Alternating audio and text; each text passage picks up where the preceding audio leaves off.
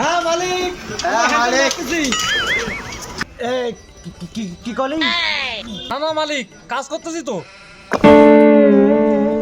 এই শোন, এইগুলো আমার বাড়ির সামনে নামানোর পরে ওই যে গাছ আছে না, ওগুলো ছেড়ে দিস। হ্যাঁ মালিক, ছিঁড়ে দেবো আপনার ভাতটাও ছিঁড়ে দেবো, সাথে গাঁটটাও মেরে দেবো। এই, কি বলি তুই? না না মালিক, ওর কথায় কান দেবেন না।